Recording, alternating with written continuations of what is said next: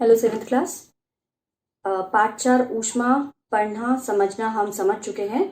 आज हम इसके प्रश्न उत्तर डिस्कस करेंगे। एनसीईआरटी की किताब में जो पहला प्रश्न है इस पाठ का वो है प्रयोगशाला तापमापी तथा डॉक्टरी तापमापी के बीच समानताएं तथा अंतर लिखें। प्रयोगशाला तापमापी और डॉक्टरी तापमापी के बीच में क्या समानताएं हैं और क्या अंतर है। तो पहले हम इसकी समानताएं के बारे में बात कर लेते हैं। जैसा कि नाम ही सजेस्ट कर रहा है, ये दोनों ही तापमापी हैं। दोनों का उपयोग हम किसके लिए करते हैं? तापमान मापने के लिए करते हैं। और तापमान मापने के लिए करते हैं, इन दोनों का कार्य सिद्धांत भी एक जैसा होता है। दोनों की कंस्ट्रक्शन भी बिल्कुल एक जैसी होती है। क्या कंस्ट्रक्शन से मेरा मतलब है कि दोनों ही कांच की नली के बने हुए होते हैं और इन दोनों के अंदर एक पतली नली मौजूद होती है।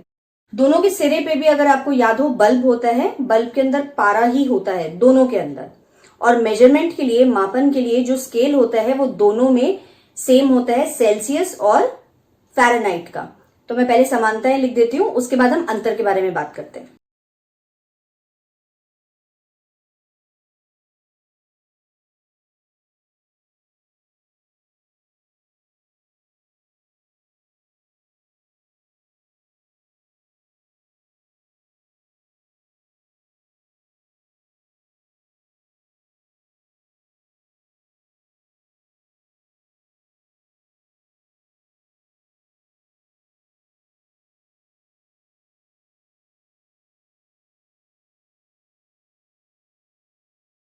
अब हम बात करते हैं इन दोनों के बीच में क्या अंतर होता है।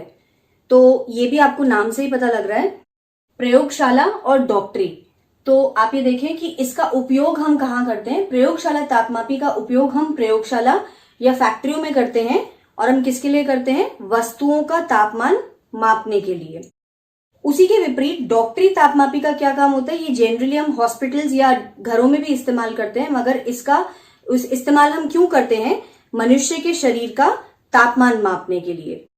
तापमान मापने की जहां हम बात कर रहे हैं, दोनों के टेम्परेचर रेंज में भी वैसे ही खूब बड़ा अंतर होता है। क्या? प्रयोगशाला तापमापी जो है इसका परिसर -10 डिग्री सेल्सियस से 110 डिग्री सेल्सियस तक होता है, जबकि डॉक्टरी तापमापी जो है उसका जो परिसर है, टेम्परेचर रेंज जो है वो प्रयोगशाला तापमापी से काफी कम होता है, 35 डिग्री सेल्सियस से 42 डिग्री सेल्सियस तक। क्योंकि ये स्पेसिफिकली डिजाइन सिर्फ इसलिए किया जाता है कि ये ह्यूमन बॉडी का टेम्परेचर मेजर कर सके। तीसरी बात जो हमें सावधानी बरतनी होती है इन दोनों को इस्तेमाल करने में, वो क्या है कि प्रयोगशाला तापमापी को जब भी हम इस्तेमाल करते हैं तो उसे ऊर्ध्वाधर या सीधा रखा जाता है, जबकि डॉक्टरी तापमापी को हम थोड़ा झुका सकते हैं। और इसी तरीके से एक और पॉइंट क्या कि प्रयोगशाला तापमापी में आमतौर पर कोई भी अवरोध नहीं होता है। तो जैसे ही हम उसे तापमान उसका माप लेते हैं, उसका जो तापमान पारा जो होता है वो वापस नीचे गिर जाता है। मगर डॉक्टरी तापमापी में ऐसा नहीं होता है। क्यों? क्योंकि इसमें एक अवरोध, किंक या विभंग मौजूद होता है। ठीक है, तो आइए अब ये अंतर लिखते हैं।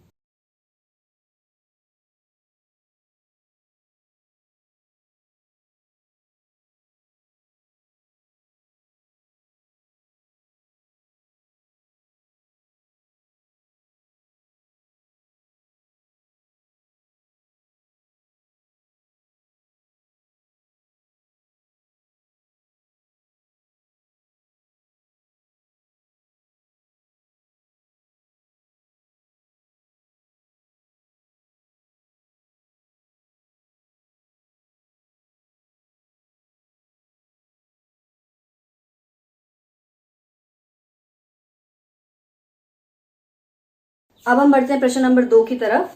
प्रश्न नंबर 2 है ऊष्मा चालक तथा ऊष्मारोधी प्रत्येक के दो दो उदाहरण दीजिए। तो आप मुझे बताएं ऊष्मा चालक पदार्थ क्या होते हैं? जो वस्तुएं, जो पदार्थ अपने अंदर से ऊष्मा का प्रवाह होने देते हैं उसे ऊष्मा चालक पदार्थ कहते हैं। ऐसे पदार्थों के उदाहरण आप मुझे दे सकते हैं? लोहा, तांबा, स्टील, एल्यूमिनियम। ठीक है ना? तो ये सब पदार्थ हो गए ऊष्मा चालक।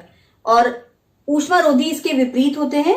जो पदार्थ अपने अंदर से ऊष्मा का प्रवाह नहीं होने देते हैं उन्हें हम कहते हैं ऊष्मा रोधी पदार्थ। कौन से होते हैं वो ऐसे पदार्थ? लकड़ी, प्लास्टिक, जल, वायु इत्यादि। ठीक है, दो दो उदाहरण लिख रहे हैं तो हम लिख लेते हैं।